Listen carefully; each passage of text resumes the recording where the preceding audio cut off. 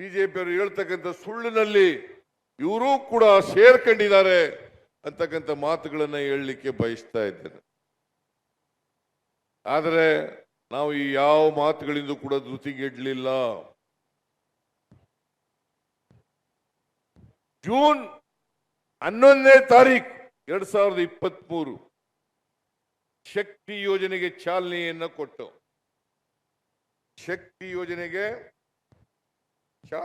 ಕೊಟ್ಟು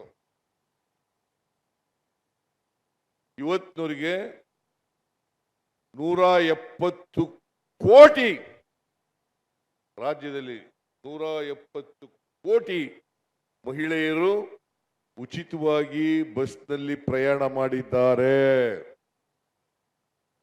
ಯಾವೆಲ್ಲರೂ ಮಾಡಿದ್ರ? ಹಿಂದೆ ಬಿಜೆಪಿ ಕಾಲದಲ್ಲಿ, ಸ್ವಾತಂತ್ರ್ಯ ಭಾರತದಲ್ಲಿ ಯಾವೆಲ್ಲರೂ ಮಾಡಿದ್ರ? ಇದನ್ನು ಮಾಡಿರೋರು ಕಾಂಗ್ರೆಸ್ ಸರ್ಕಾರ, ನಮ್ಮ ಸರ್ಕಾರ, ನಿಮ್ಮ ಸರ್ಕಾರ ಅಂತಕ್ಕಂಥದನ್ನ ತಿಳಿಸ್ಲಿಕ್ಕೆ ಬಯಸ್ತಾ ಇದ್ದಾರೆ. ಅನ್ನಭಾಗ್ಯ ಯೋಜನೆ ನಾನು ಮುಖ್ಯಮಂತ್ರಿ ಆಗಿರುವಾಗ ಹಿಂದೆ 2013ರಿಂದ 2018ರವರೆಗೆ 7 ಕೆಜಿ ಅಕ್ಕಿಯನ್ನ ಕೊಡ್ತಾ ಇದ್ದೆ. 7 ಕೆಜಿ ಅಕ್ಕಿಯನ್ನ ಕೊಡ್ತಾ ಇದ್ದೆ. ಈ ಬಿಜೆಪಿ ಅಧಿಕಾರಕ್ಕೆ ಬಂದ ಮೇಲೆ ಯಡಿಯೂರಪ್ಪನವರು, ಬಸವರಾಜ ಬೊಮ್ಮಾಯಿ ಅವರು 7 ಕೆಜಿಯಿಂದ 5 ಕೆಜಿಗೆ ಇಳಿಸಿದ್ರು. 5 ಕೆಜಿಗೆ ಇಳಿಸಿದ್ರು. ನಾವು ಚುನಾವಣಾ ಸಂದರ್ಭದಲ್ಲಿ ಹೇಳ್ದೋ, ಇವರು 7ರಿಂದ 5 ಕೆಜಿ ಗಳಿಸಿದ್ದಾರೆ. ನಾವು ಅಧಿಕಾರಕ್ಕೆ ಬಂದ ಮೇಲೆ 5 ಕೆಜಿ ಜೊತೆಗೆ ಇನ್ನೂ 5 ಕೆಜಿ ಅಕ್ಕಿಯನ್ನ ಕೊಡ್ತೇವೆ ಹೇಳಿದ್ದು. ಅದರಂತೆ ನಾವು ಕೇಂದ್ರ ಸರ್ಕಾರದಿಂದ ಅಕ್ಕಿ ಕೇಳಿದ್ವು. ಫುಡ್ ಕಾರ್ಪೊರೇಷನ್ ಆಫ್ ಇಂಡಿಯಾದವರು ಒಪ್ಕೊಂಡ್ರು ಅಕ್ಕಿ ಕೊಡಕ್ಕೆ, ಲೆಟರು ಕೂಡ ಕೊಟ್ಟರು. ಕೊಡ್ತೀವಿ, ನಾವು ಅಕ್ಕಿ ಸಪ್ಲೈ ಮಾಡ್ತೀವಿ. ನಾವೇನು ಪುಕ್ಕಟೆ ಕೇಳಿರ್ಲಿಲ್ಲ. 1 ಕೆಜಿಗೆ 34 ರೂಪಾಯಿ ಕೊಡ್ತೀವಿ, ಅಕ್ಕಿ ಕೊಡಿ, ಬಡವರಿಗೆ ಅಕ್ಕಿ ಕೊಡಬೇಕು, ನಾವು ಮಾತು ಕೊಟ್ಟಿದ್ದೀವಿ ಅಂತ ಹೇಳ್ದು. ಆದರೆ ಬಿಜೆಪಿ ಕೇಂದ್ರದ ಸರ್ಕಾರ ಅಕ್ಕಿ ಕೊಡ್ಲಿಲ್ಲ. ಅದಕ್ಕೋಸ್ಕರ ನಾವು ಅಕ್ಕಿ ಸಿಕ್ಲಿಲ್ವಲ್ಲ ಅಂತೇಳಿ ಪ್ರತಿಯೊಬ್ಬರಿಗೆ 5 ಕೆಜಿ ಅಕ್ಕಿ ಬದಲಾಗಿ 170 ರೂಪಾಯಿ ಕೊಡ್ತಾ ಇದ್ದೀವಿ. ಕೊಡ್ತಾ ಇದೀವೋ ಇಲ್ಲ? ಕೊಡ್ತಾ ಇದೀವೋ ಇಲ್ಲ? ಮತ್ತೆ ಸುಮ್ಮನೆ ಕೂತ್ಕೊಂಡ್ರೆ ಹೆಂಗ ಅರ್ಥ ಆಗ್ಬೇಕು ನನಗೆ? ಕೊಡ್ತಾ ಇದೀವೋ ಇಲ್ವೋ? ಎಲ್ಲ ಕೈ ಎತ್ತಿ ನೋಡೋಣ. ಸ್ವಲ್ಪ ಬಿಜೆಪಿಯವರು ತಿಳ್ಕೋಬೇಕು ಇದನ್ನ. ಬಿಜೆಪಿಯವರು ತಿಳ್ಕೋಬೇಕು. 5 ಕೆಜಿ ಅಕ್ಕಿಯನ್ನ ಕೊಡ್ತಾ ಇದ್ದೀವಿ. ಯಾಕಪ್ಪ ಅಂತಂದ್ರೆ ಯಾರು ಹಸಿದು ಮಲಗಬಾರದು, 3 ಹೊತ್ತು ಊಟ ಮಾಡಲೇಬೇಕು. ಕರ್ನಾಟಕ ಹಸಿವು ಮುಕ್ತ ರಾಜ್ಯ ಆಗಬೇಕು. ಕರ್ನಾಟಕ ಹಸಿವು ಮುಕ್ತ ರಾಜ್ಯ ಆಗಬೇಕು. ಎಲ್ಲ ಬಡವರು ಕೂಡ ಶ್ರೀಮಂತರ ತರನೇ ಊಟ ಮಾಡತಕ್ಕಂಥ ವ್ಯವಸ್ಥೆ ಕರ್ನಾಟಕದಲ್ಲಿ ಬರಬೇಕು ಅಂತಕ್ಕಂಥದ್ದು ನಮ್ಮ ಉದ್ದೇಶ. ಹೊಟ್ಟೆ ತುಂಬ ಊಟ ಮಾಡಬೇಕು. ಈ ಕಾರ್ಯಕ್ರಮವನ್ನು ಕೂಡ ಜಾರಿ ಕೊಟ್ಟಿದ್ದೀವಿ. ಗೃಹ ಜ್ಯೋತಿ, ಯಾರು 200 ಯೂನಿಟ್ ವರೆಗೆ ವಿದ್ಯುತ್ ಶಕ್ತಿಯನ್ನ ಬಳಸ್ತಾರೆ ಪ್ರತಿ ತಿಂಗಳು, ಅವ್ರಿಗೆ ಉಚಿತವಾಗಿ ವಿದ್ಯುತ್ ಅನ್ನ ಕೊಡ್ತಾ ಇದ್ದೀವಿ. ಸರ್ಕಾರ ಕರ್ನಾಟಕ ಎಲೆಕ್ಟ್ರಿಸಿಟಿ ಬೋರ್ಡ್ಗೆ ದುಡ್ಡನ್ನ ಕಟ್ಕೊಡ್ತಾ ಇದೆ. 200 ಯೂನಿಟ್ ವರೆಗೆ ಫ್ರೀಯಾಗಿ ಕರೆಂಟ್ ಕೊಡ್ತಾ ಇದೀವಲ್ಲ, ನಾವು ಕೊಡ್ತಾ ಇದೀವೋ ಇಲ್ಲ? 200 ಯೂನಿಟ್ ವರೆಗೆ ಫ್ರೀ ಕರೆಂಟ್. ಅದು ದುಡ್ಡೆಲ್ಲ ಉಳಿತಾಯ ಆಗ್ತದೆ. ಆ ದುಡ್ಡು ಉಳಿತಾಯ ಆಗ್ತದೆ. ಗೃಹ ಜ್ಯೋತಿ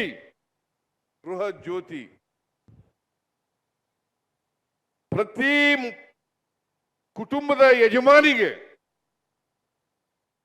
ಆ ಗೃಹಲಕ್ಷ್ಮಿ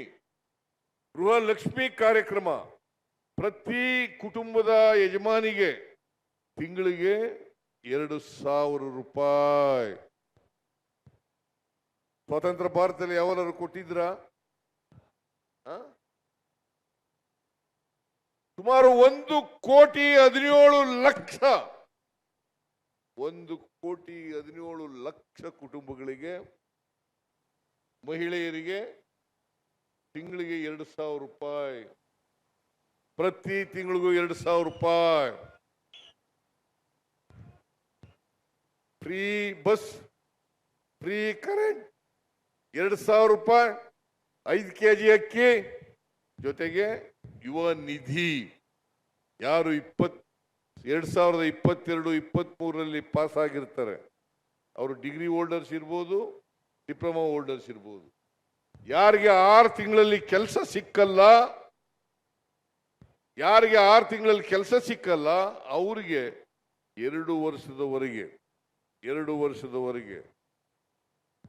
ಡಿಗ್ರಿ ಹೋಲ್ಡರ್ಸ್ಗಳಿಗೆ 3,000 ರೂಪಾಯಿ, ಡಿಪ್ಲೊಮಾ ಹೋಲ್ಡರ್ಸ್ ಅವರಿಗೆ 1,500 ರೂಪಾಯಿ ಈಗಾಗಲೇ ಕೊಡ್ಲಿಕ್ಕೆ ಪ್ರಾರಂಭ ಮಾಡಿದ್ದೀವಿ. ಜನವರಿಯಿಂದ ಈಗಾಗಲೇ ಕೊಟ್ಟಿದ್ದೀವಿ. ಇಲ್ಲೂ ಕೂಡ ಚಿಂತಾಮಣಿ ತಾಲೂಕಿನಲ್ಲೂ ಕೊಡ್ಲಿಕ್ಕೆ ಪ್ರಾರಂಭ ಮಾಡಿದ್ದೀವಿ. ಕೋಲಾರ ಜಿಲ್ಲೆನಲ್ಲೂ ಕೂಡ ಕೊಡ್ಲಿಕ್ಕೆ ಪ್ರಾರಂಭ ಮಾಡಿದ್ದೀವಿ. ಇಲ್ಲಿ 300 ಜನಕ್ಕೆ ಕೊಟ್ಟಿದ್ದೀವಿ. ಆಮೇಲೆ ಅದ್ರ ಜೊತೆಗೆ ಸ್ಕಿಲ್ ಡೆವಲಪ್ಮೆಂಟ್ ಟ್ರೈನಿಂಗ್ ಕೂಡ ಕೊಡ್ತೀವಿ.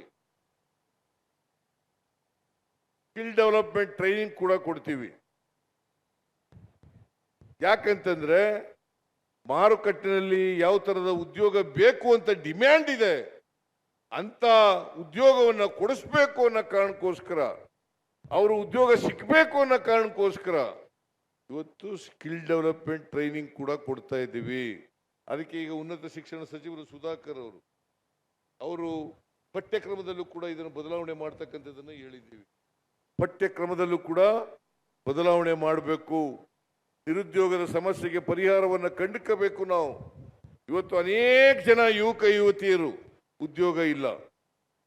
ಅಷ್ಟೇ ಯಾಕೆ, ಅರ್ಜಿ ಹಾಕಕ್ಕೆ ದುಡ್ಡಿರಲ್ಲ ಅವ್ರ ಹತ್ರ. ಅನೇಕ ಜನರಿಗೆ, ಅನ್ಎಂಪ್ಲಾಯ್ಡ್ ಯೂತ್ಸ್ಗೆ ಅರ್ಜಿ ಹಾಕಕ್ಕೆ ದುಡ್ಡಿರಲ್ಲ, ಇಂಟರ್ವ್ಯೂಗೆ ಹೋಗಕ್ಕೆ ದುಡ್ಡಿರಲ್ಲ. ಅನೇಕ ಜನ ತಂದೆ ತಾಯಿಗಳು ಕೊಡ್ಲಿಕ್ಕೆ ಸಾಧ್ಯ ಆಗಲ್ಲ. ಬಹಳ ಜನ ಬಡ ಕುಟುಂಬದಿಂದ ಬಂದಿರ್ತಾರೆ.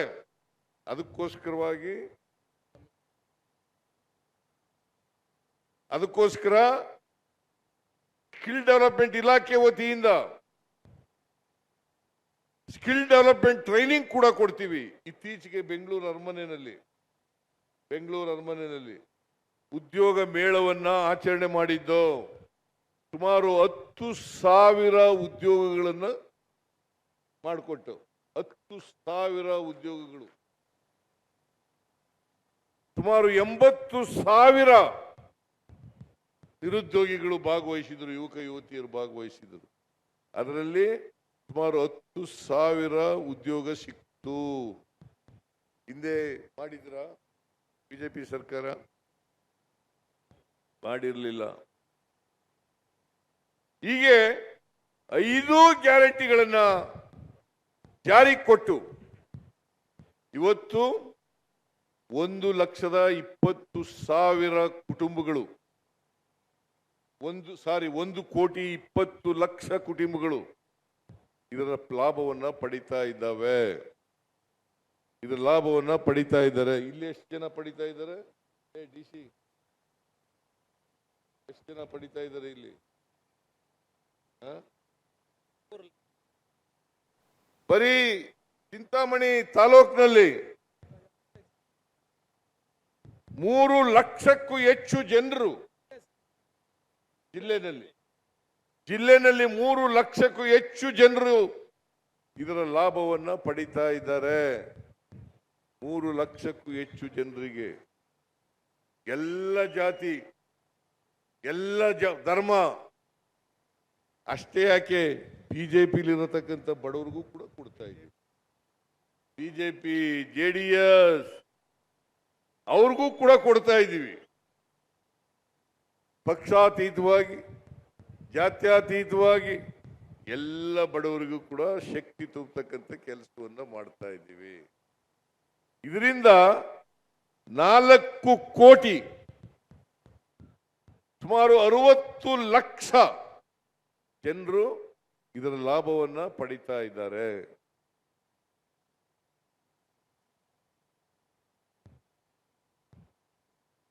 ಪ್ರತಿ ತಿಂಗಳು 4 ರಿಂದ 5 ಸಾವಿರ ರೂಪಾಯಿ ಪ್ರತಿ ಕುಟುಂಬಗಳು ಕೂಡ ಪಡಿತಾ ಇದ್ದಾವೆ. ಪ್ರತಿ ತಿಂಗಳು ವರ್ಷಕ್ಕೆ 40 ರಿಂದ 50 ಸಾವಿರ,